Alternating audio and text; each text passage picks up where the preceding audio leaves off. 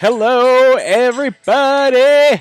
We are here on Thursday night. It is June 11th, Thursday, and we are still in the middle of COVID. We're still in the middle of the world being as crazy as it's ever been. But guess what? The one thing we're going to continue to do is to help all of you, educate all of you, give you a new perspective in the world that maybe you didn't have yesterday. That's what we're here for tonight. So God bless all of you guys. I appreciate you coming in. Again, if you can, please share this out and let us know in the comments where you're watching from. So as you're coming in, I see there's guests, watching, or not guests, but viewers watching. Feel free to start going over into the comments. Drop in the comments where you're watching from. We love to know where you're watching from, and especially in tonight's episode. The other thing I want you guys to drop in the comments is, what is your number one favorite backcountry pastime, right? Are you a snowmobiler? Are you a hiker? Are you a kayaker? Are you a camper? Are you a dirt biker? Are you a ATVer? Like, what's your mission in life? Are you a mountain climber? Tonight is all about bringing the entire backcountry community together, and we are going to live large together. So again, drop it in the comments right now where you're watching from and what your backcountry passion is. What do you do? So I'll just tell you mine right now. It's snowmobiling is my number one. And then right behind that, I love doing some mountain biking and some hiking. My wife and I walk around the community all the time, but we love getting out in the backcountry and doing some hiking as well. And the things we're going to get into tonight are pretty fun. So, right, come on in. And so, by the way, this logo you're looking at right here on the left side of your screen is the latest t-shirt logo for a program that I call Live Large University. So Live Large University brings you avalanche education for motorized backcountry users through AIRI. So the American Institute for Avalanche Research and Education has partnered with me, Jon Ferrian, here for the Live Large University program. All the merchandise that you buy on the Live Large item order website, I'll drop that in the page later in the comments so you can find it. But whatever you buy on there, this is a new t-shirt design that we have. If you buy that, all the proceeds go right back over to AIRI for that program. So check it out. Got that. Let me drop that down so you can see the next thing we got going on. This is another logo that's coming very soon. For the month of July, we're going to be launching the JFL logo. That stands for Jon Ferrian Live. The red cross in the middle signals you about the safety topics that we talk about all the time. And of course, we'll have some of the products with Live Large on the bottom, which I know you guys love, and I know you love to live large. All right, we're going to drop that, and then we're going to talk just for a brief second about Share and Win. If you share this show out right now, watch it now, share it to your sled pages, and tonight especially, folks, share it out to other pages. If you have community pages where you know people are doing hiking and backcountry use, this show is for them. And tonight is an opportunity for all of us to expand our network. If you're a hiker, if you're a mountain biker, watch the show tonight and see who else is on here watching. Get to know who all's on here with you guys. So, all right. And then the other thing is, if you share this out, you're going to be eligible to win some awesome prizes. This week we have Fly Racing Snow as the sponsor. They're offering up a hat, so we're going to have a free hat for whoever the winner is out between this episode and the last couple of episodes. So again, thank you for coming in. So now what I want to do is I want to drop the final screen here and introduce you to my new friends, JB and Alexandria. So in 3, 2, and 1, here they are. How are you guys doing? Good. How are you? Good, I'm thank you. doing fantastic. And so everybody who watches my show regularly will see that the show format is slightly different than I have. I've got, instead of a cropped view, I've got it widened out so we can get both of you guys in there. It's always a fun time to have multiple guests on, and tonight's no different. So Yes, then, thank you for having us. Thank you Thank for you. having us. Yep, awesome. So it's pretty fun. I always like to share how I've gotten to know people and interact with people. And the cool part is, Alexandria, you reached out to me about a week ago-ish, maybe a week and a half ago or so. And why don't you tell the Yeah. audience what you said to me, what you sent me a message about? Well, I just wanted to collaborate with you. We love everything that you stand for and how you are basically an advocate for exactly what we are an advocate for, which is all things backcountry. And we just wanted to get a shirt on you. We have a pretty cool shirt. It's called I'll Be Social Distancing in the Backcountry. So Exactly. we wanted you to wear that shirt, and we'd be proud to see you in it.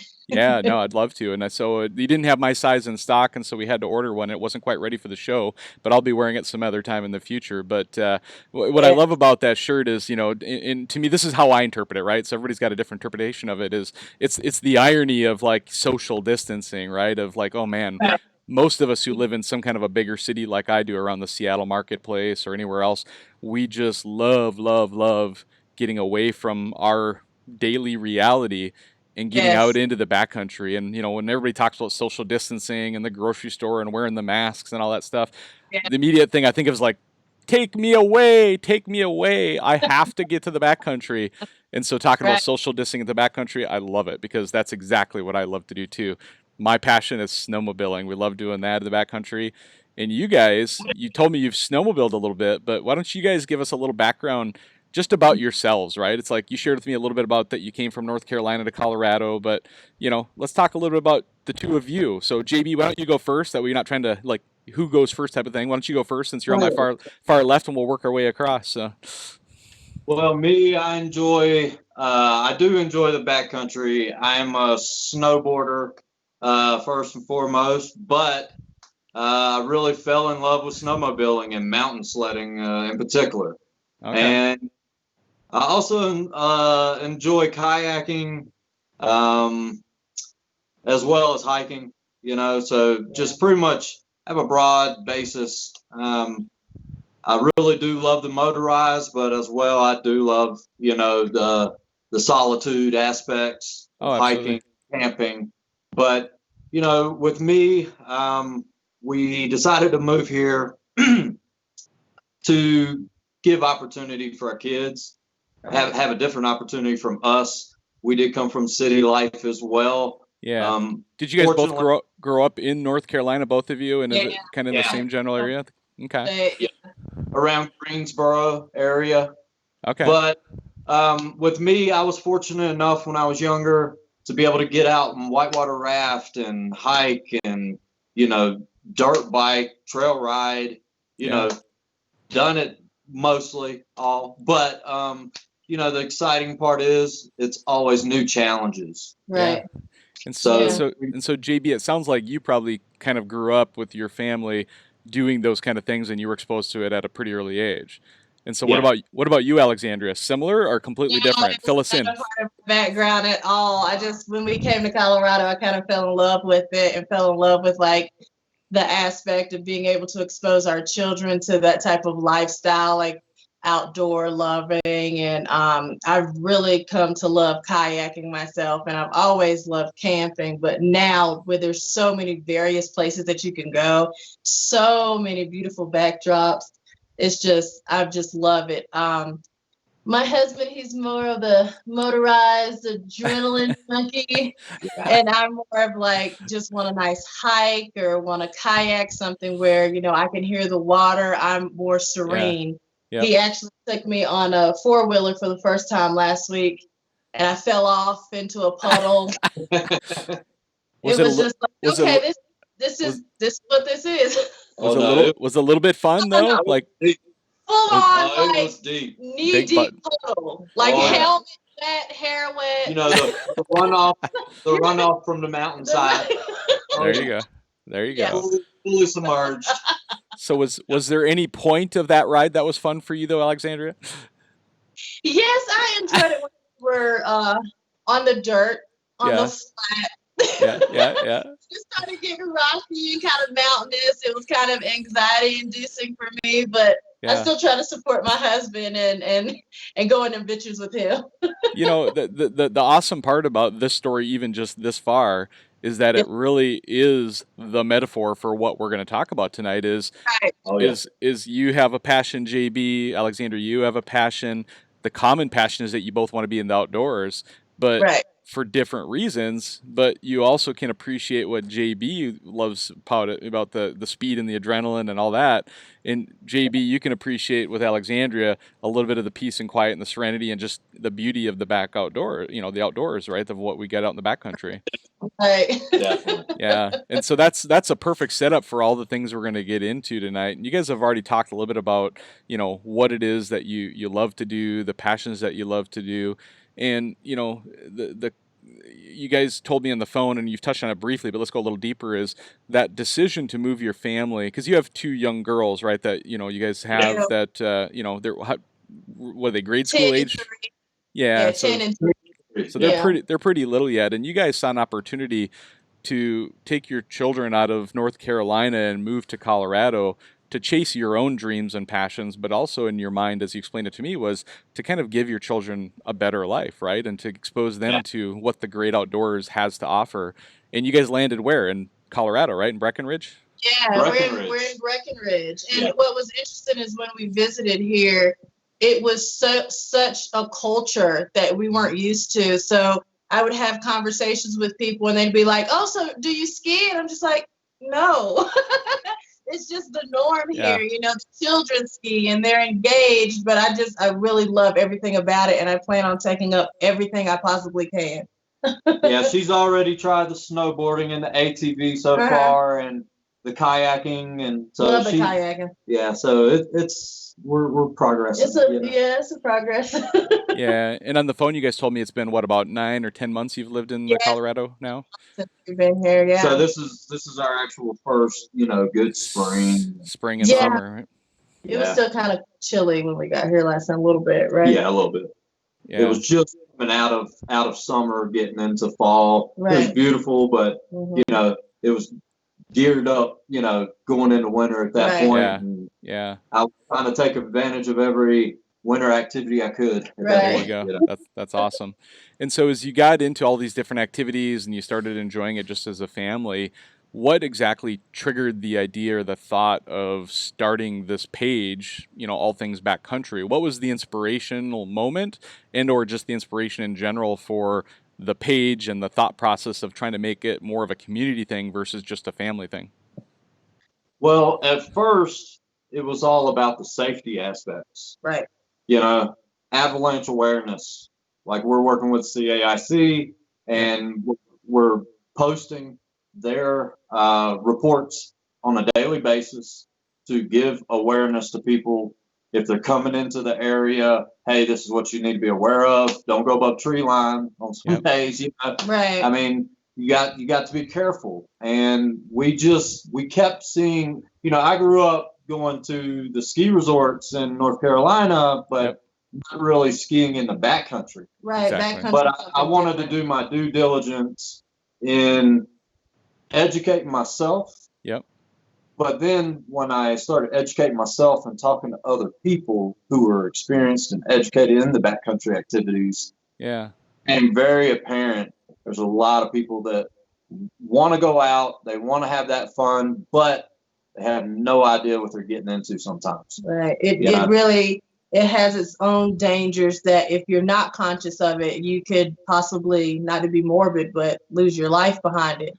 So that was one of the reasons that we started it. And then we just, we wanted to be an advocate for unity, because we did realize that there is this tension between non-motorists and motorists. Yeah. And, with even, being hostile or aggression out in the backcountry. And we just feel like everyone can enjoy this place that we've been given and appreciate it and respect others' ability to appreciate it and enjoy it in the same way. It might not look the same as your level of enjoyment. For me, it's the quiet, it's the tranquility. For my husband, the adrenaline, it's the speed.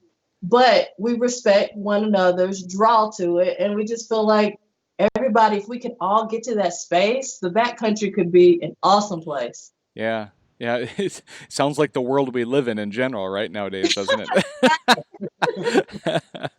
Yeah, I mean, and that's the thing is, if in a small way this conversation, we can highlight what's going on in the backcountry and compare and contrast the differences and the uniqueness between the different user groups and how they all still have a very common goal of enjoying this beautiful world that we're in. And understanding each other and respecting each other. And it goes both ways, right? It's like, you've shared with me, I believe, that you were hiking down a trail one time and snowmobiles were going by, and your reaction, I think JB or Alexandria, was like thumbs up, like that's awesome, good for you guys, right? And that's not very common, right? In a lot of cases, if there's a Oh, no. snowshoer or a skier, you've seen the opposite. What have you seen out there? Oh, I've been towed behind the snowmobile, getting towed up into, getting ready to go board a little bit and have some fun on the snowmobile. And hey, I'm also getting that finger. Right.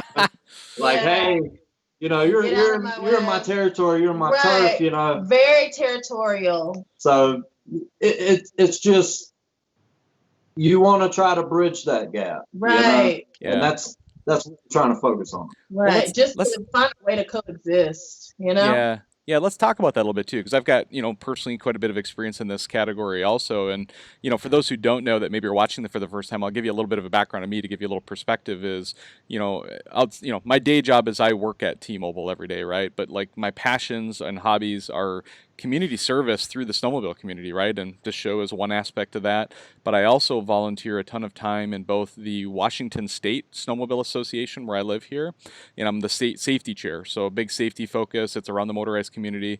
But then I'm also on the board of directors for the Northwest Avalanche Center, which is all user groups, right? It's skiers, it's snowmobilers, snowshoers, snowboarders, and mountain climbers, right? All of those folks are out in the backcountry trying to coexist, and so I get a lot of perspective from different angles there.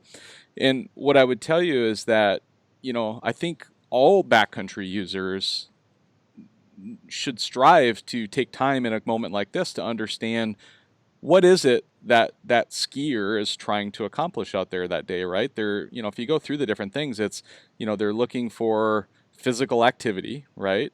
But the irony is, so is the snowmobiler, right? It may not seem like it to somebody who's not involved in it, but I can tell you as a snowmobiler, like backcountry snowmobiling, if you do it the way I do it, like you're burning just as much calories as somebody out on a set of skis that day.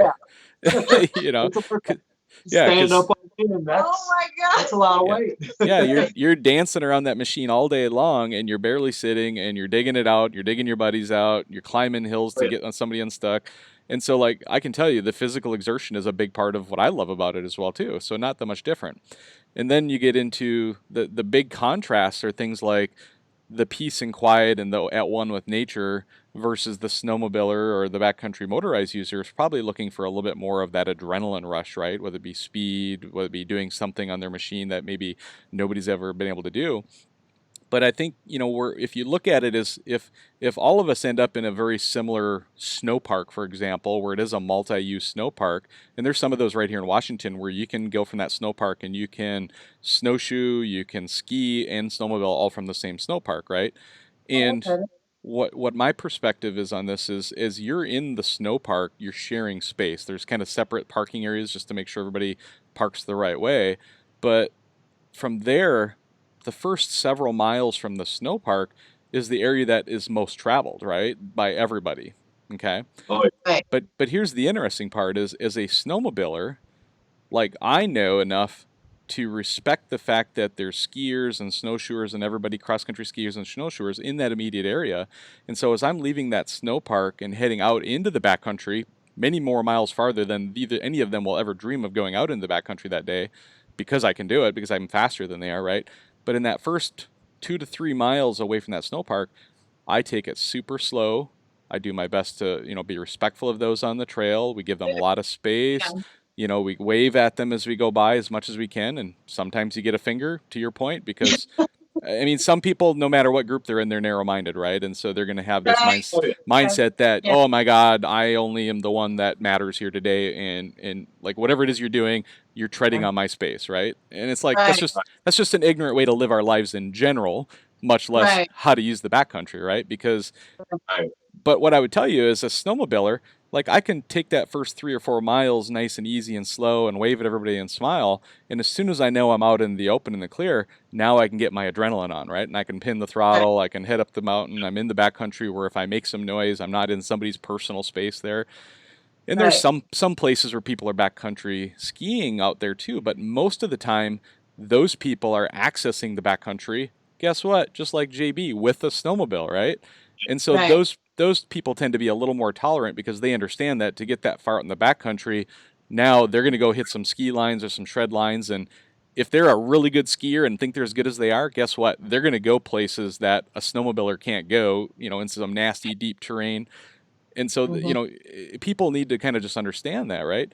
And if you're Right. just a trail rider snowmobiler, right? Like, okay, you're going to be in the problem is when we don't consider each other, right? And it's Right. that same metaphor for life as it is for the backcountry is, understand why somebody's out there and respect that and give the space. Like, my day may not be perfect if I have to share the backcountry, but guess what? It was never about me in the first place, right? God make the Right. backcountry for everybody. Right. You know the one saying, it takes consideration to have peace. Oh. And that's really what it's all about. If you want to have Good. peaceful interactions in the backcountry, you have to have consideration for Right. each other. Right. Don't run by revving out, Yeah. Yeah. I mean, it's common sense. Take it And slow. ultimately, Yep. we just really wish that we could express ourselves and be free and enjoy ourselves personally the way that we want to. And that's what everybody else is doing, the same thing, wishes Exactly. too. So if we could just like coexist, and it would be beautiful. It really would. And like you said, it just starts with a consideration. Right. That's, Yeah. I think, the first step, like consideration and respect. And Yeah. Well, and the other thing I want to talk a little bit about tonight too is kind of land access, right? Is it may be contrary to popular belief, because I think generally snowmobilers want as much access to as much land as possible. But coming from somebody who does enjoy a nice peaceful hike, and somebody who does enjoy a nice mountain bike ride, and even when I am snowmobiling, very much a part of what I love about snowmobiling is getting out into a very remote spot, away from the entire world, maybe with me and one or two other people, and we shut our machines off and we just have a conversation and we just enjoy each other's company. We're enjoying the beautiful scenery and everything too. And so I can appreciate the peace and quiet in the backcountry as well as the adrenaline rush, and it's a balance back and forth. And so, going out into these land access issues is like, I can totally respect that there's some level of need to have designated non-motorized areas and some designated motorized areas. And because I think of, like, even just 2 miles from my house here, there's a county park that has hiking, mountain biking, and horseback riding in the same park. Yeah. Okay. So Very think, very different, but all using the same space, right? And there's some written, there's written and unwritten rules about that. If you're, pretty much, I don't remember, I'll probably get it wrong, but like, I'll just say it this way: is there's a hierarchy of who gets out of each other's way, right? Because to some degree, as a hiker or a walker, I can probably get out of the way much quicker than, say, a mountain biker who's flying down the trail and doesn't see you to the last minute, right? But then you have the horses too, right? And so there's different hierarchies of who kind of gives each other the right of way in that scenario. And if everybody kind of understands those guidelines and those general rules, everybody fairly well coexists, right? Yeah. But I personally, if I'm out for a walk, I don't know that in that same space I now want to add dirt bikes to that and have people flying by me at 40 miles an hour through the woods, and and so having a designated area where I know I can go to that gives me some level of that peace and quiet, that's great. Like, that gives me an option.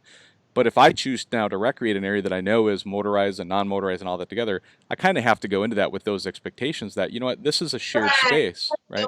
Mind that you're sharing the space. And we have the same type of setup here as well, where it's certain trails that are designated for non-motorists. Right. And there are certain trails designated for ATV, OHV, the snowmobiling, for the motorized guys. Right. Yep. There are some that are combined as well. And you just have to go into the combined spaces knowing, consideration and respectful of other people's spaces as well. Yeah. Especially for families. I mean, a lot of times we're going on hikes with our kids. Our kid, my youngest might not know that, hey, I need to get out your way. Right. So it takes awareness on the other person's part as well. Right. That was beautiful. Exactly. And so one thing we talked about on the phone a little bit too was, it was something I kind of referenced, and it was the terminology that I think some non-motorized users talk about is earn your turns, right? And Right. I'll explain it from what I understand it to be is that, you know, there's an elite group of physically conditioned athletes who are going out into the backcountry on skis or climbing or whatever, and you know they're Right. hiking up, they're skinning up, and they're in their mind they're like these like human specimens that are just so incredible that they've earned the right to have this space in the backcountry. And you know, if I'm going to go ski this line or ski this hill, you know, earn your turns is kind of a term that's sometimes used, and you know the idea is there too. But then you now add in, you know, even in the ski community, you have heli skiing where people are being dropped off with a helicopter and then skiing out. Yeah. And then there's some Yeah. who are like, no, I'm going to push in and skin my skis all the way in. Oh yeah. Right. And so there's even within the non-motorized user groups and the motorized user groups, you've got snow bikers and snowmobilers. Everybody has a little different perspective on the whole thing.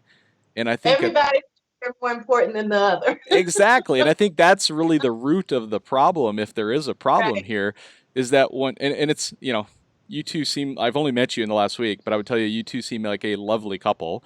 And speaking of somebody who's been married now for 23 and a half years, right? Oh, nice. I can tell you that the key to successful relationships is thinking of the other person first, right? Right. Selflessness. Yes. Selflessness, right? It's like if JB, if you go out of your way in your marriage to consider Alexandria and her needs and her priorities, and you serve her, guess what? Yeah. She's going to be happy, right? Alexandria, if you understand JB's needs and desires and you know what he's looking for in life, and you can serve him as your husband, guess what? Now he's happy. If you both have that same mindset, that's what makes the great relationship in the world, right? The marriage. Right. Yeah. Right. It's no different in the backcountry, right? Like if we're going to have a relationship where we all get together, it's that consideration of the other human beings on the other side of the helmets, right? Or the masks or whatever it is that we're wearing in the backcountry that day because of, you know, whatever it is we're doing. Yes. Yes. I Yes, think that it we is. can all think of ways that we're different. We can all think of ways that we're separate. Yep. But we can all Come together. acknowledge, we can all acknowledge the commonality that we Yeah. all are just searching for some level of peace. Yep. Then if we could at least start from there and respect each other's space, I think the backcountry could be a wonderful place like it's intended to be. Yep, Right. absolutely. And so let's talk now a little bit about the mission statement of All Things Backcountry. Like, I don't know if you have an official statement, but what is your mission and what are your goals with this webpage that you're running? You know, it's the Facebook group page you have. And I know you talked about doing some events coming up this year and whatnot. So talk a little bit about your focus and your goals with this page. You want me to just focus? Okay. Well, the focus is ultimately to bring people together. And we want to create opportunities where we can have outings with people. And we feel like that would be a good way to have conversations and to find the commonality. So if it's, you know, if we have a camping event, but it's, you know, motorists and non-motorists, at that moment, they're just camping lovers. Yeah. And maybe they can have a conversation during that time and express their opinions. And then, you know, through conversation, that's where understanding comes. So it's just about planting the seeds, you know? And you can also build respect for one another because Right. now you understand each other. There's a commonality. Yeah. Well, you think about it, like, you know, one thing, like I'll give you an example, is like almost every weekend I have a campfire with local friends here close by. And yeah, some of them are snowmobilers, but some of them are hikers and runners and stuff too. But, you know, the other part is they're all just very different people. They all work at different places. They're different relationship status. Some are single, some are married. And the cool part is like that campfire and that environment of just sitting around the fire and having a human discussion, like that goes a long way to just have time in a slow-paced environment to just talk to each other and understand each other and what's going on. And so to me, that's brilliant. Like if you can go to a place that would support those campers, the ability to go do some motorized activities one day and then the next day some, you know, non-motorized activities, and have people who are willing to share their personal experiences and equipment with others to just let them try it. Because I'll tell you, like the people who have never snowmobiled before, when I take them out, they're hooked, like hook, line, and sinker, right? You know, it's like All the way. all the way. Like we just throw them in the boat. They're just bait. Crank them in, right? Throw it in. I thought I really liked dirt bikes, but snowmobiling really got me. Yeah. So Alexandria, I'm just going to tell you, like, your marriage just got a lot worse when it comes to your financial responsibilities because JB's buying himself a snowmobile. Oh yeah, we I, already had to do some. I'm slightly aware. Yeah. And so the other piece of this is, the backcountry safety, and you talked about it for a minute here, but I want to elaborate a little further. Is there's a lot of people who I think, you think of people who, like yourselves, really, that were in an area where they really weren't experiencing the backcountry and they want to go experience it for the first time. It's very inviting, right? And Yeah, people to some degree ignorantly are heading out into the backcountry and the environment that is inherently dangerous, risky, right? Is Right, right. something as simple as going for a hike. You're now dealing right. with like twisted ankles. You're dealing with snakes or bears Yeah, and mountain there- lions, yeah, and Yeah, yeah, there's all these things that could, and just getting lost, right? And exposure, right? Like if you could go for a hike and yeah, you get turned around, you don't have a GPS unit with you, you don't have a way to communicate with the outside world with you, you're out of cell phone range. right. All it takes is to get lost, and your life could be over in one evening, right? Pretty quickly. yeah. And that's why we stress equipment and Yeah. safety. Right. Yes, it's You have to important. have the proper stuff to get out. You can still enjoy it, Yep. but be safe. Right. Yep.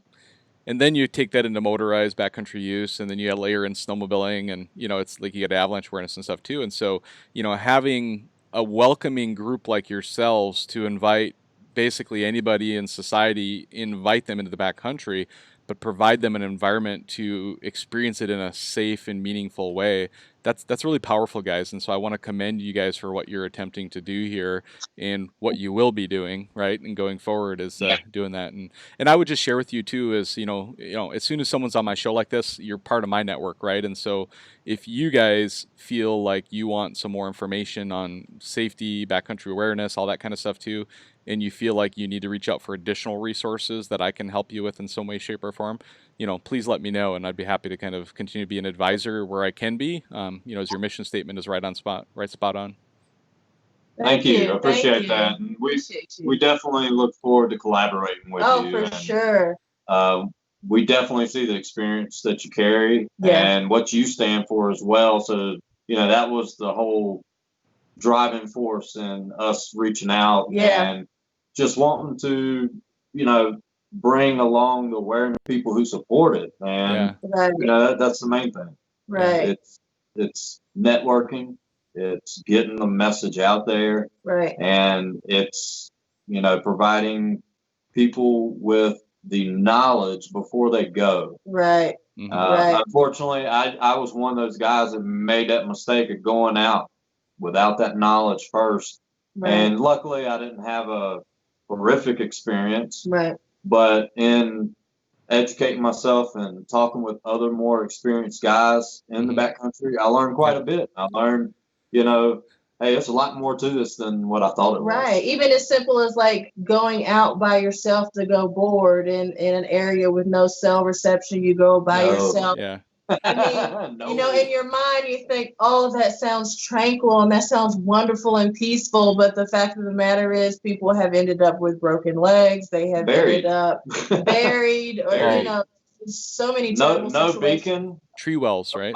No, yeah. Nobody's gonna find You you. have to be aware. Yeah. Well, if you're by yourself, it don't matter if you're wearing a beacon or not, because Right. a beacon is for your neighbor, your best friend, to find you quickly within a few minutes. But that's the point, though. You're out there alone. Yeah.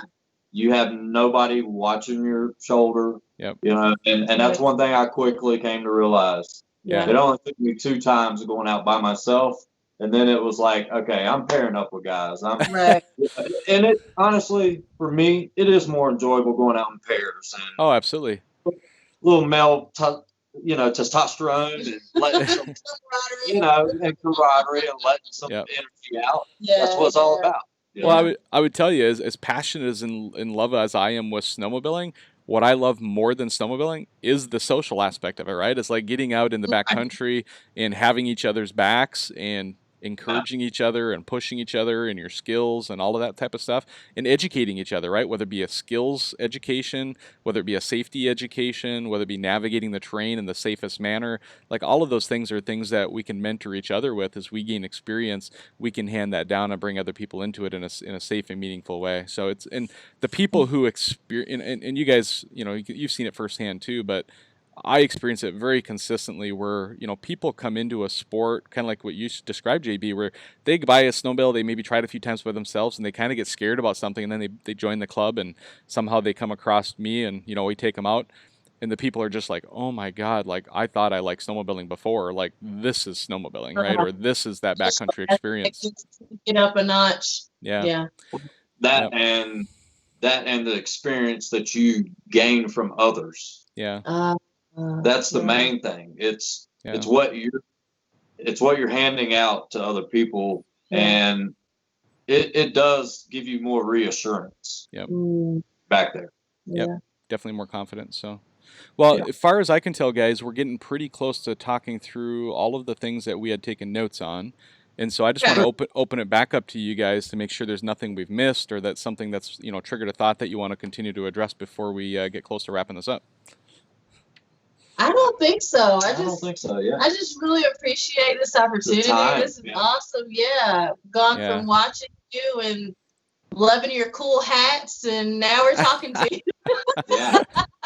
And I think the one thing that we are looking forward to is interaction with new people, and right. we are going to take the opportunity. We're putting some things together right now to actually bring awareness and introduce less fortunate kids, especially to the backcountry and to the sport, and just give access and teach, educate. Yeah, because unfortunately, we are aware that the things that we are so blessed to be able to do, a lot of people don't have the access or never had the experience. Funds. Right? Don't have the opportunity to do it. So we've got some things in the works. Yeah. And so Breckenridge, how far out of Denver is Breckenridge? Is that 2 hours, 3 hours? No, it's about 1 hour, 1 hour and 15 minutes, somewhere in there. Okay. Yeah. And to work with a city like Denver, where you probably have folks who, I mean, honestly, if you live in Breckenridge, you've probably gone for a hike, right? There's a good chance, right? But the reality is you go to Denver just up the road, and there's a lot of people in all kinds of different, financial situations and different neighborhoods that don't have those experiences, right? And so we're just an hour up the way, and we have a totally different experience, and that will probably be one of our target places. It's Denver. For our program, but we plan to take it to a national level at some point, but we are going to start out local, state level, and maybe surrounding states for right now, and just try to provide opportunity. But the main thing is just educating people and just bringing people together. It's bringing people together. Yep, exactly. And so, the two of you have become, at the very infancy of it, right? Advocates for the backcountry community and the backcountry users to try and bring the community together. And Alexandria, I know that, that's also a passion you have in life in general, right? And I know, recently with all the things going on in the world that, you've felt compelled to get in front of, inspire others as well, too. Is there anything about that you want to share for a few minutes here tonight before we wrap it up? Well, it's interesting because I participated in my first solidarity walk last Monday.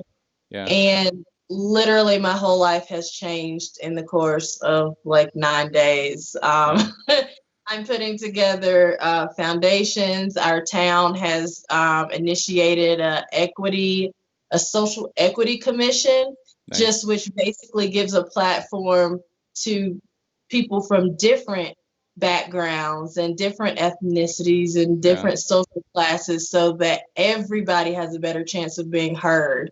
So ultimately, I just think my mission in life right now is to bring people together of all different backgrounds, and just to highlight how we're the same, and stop focusing so much on our differences. So and really trying to, I think, pick people up. Uplift people for what we're going through, and last few months. I mean, it's been stressful. It's been painful. People are seriously worried. So what we're trying to do is contribute in any way that we can to, help through these times, to bring awareness to things, and, just do what we can to support, people in general. Yeah. Well said. Well said. And I'm a big advocate. I'm a big supporter as well. And, serving the community and bringing people together is what it's all about. So. Thank you. That's right. That's right. All right. Any final thoughts? Any final words? Anybody that's supporting you or helping you so far that you want to say thank you to before we drop out? Well, we have the town of Breckenridge to thank. Yes. Okay. First and foremost, we have some very, very good people here in Summit County. We're dealing with FERC. We're dealing with Breckenridge Mayor. Summit Chamber, Summit County Commissioners. John, we do not have enough time. Thank you, everybody, right? Yes. Thanks to everybody. We greatly appreciate the opportunity to, sit with you and speak with you. Yes, definitely. To get to know you. Yeah, you're so cool. Yeah, this is the beginning of our relationship, not the end. So just to be clear, Absolutely. So you guys keep following the arrow of truth, and I'll be there to support you along the way. So thank you. Thank cool. you, John. All right. Well, here's what I tell everybody at the end of every one of my shows is really, really appreciate everybody tuning in. And again, if you haven't already, please take the opportunity to share this out and think uniquely tonight about where you're sharing. The traditional snowmobile pages and all that. That's great. We love that. But I think this episode specifically is an opportunity to really expand our network into other things in your community. And so think about it, right? Is there a local, backcountry community of some kind that's not just snowmobiling, right? And try to expose this message to folks across the country in all aspects of the world. Anybody who enjoys the great outdoors is going to enjoy this episode, and hopefully they'll learn a little bit about us snowmobilers, and the snowmobilers will learn a little bit about the hikers and the skiers and all that stuff too. And at the end of the day, we all enjoy the backcountry together. And so, with that, I tell everybody, God bless all of you, and of course, live large. Did I tell you guys what live large means yet? Do you guys know? Let me explain it. You ready? Ready. Tell it. It's live life to the fullest, right? Make the most of every day. Yeah. Think about that for a minute, right? Make the most of every day. Not just the good days or the backcountry days, but every day. Make the most of every day. Sometimes we got crappy days and we still have to make the best of it. So that's a big part of it. And then the big one at the end that you guys are all about, make a difference in this world to others, right? Right. That's what live large means. And if anybody is interested in representing that and helping support the backcountry avalanche education system, that's what those shirts are about. I've got it on my website. I'll drop it in the link a little bit later. But anyway, God bless everybody.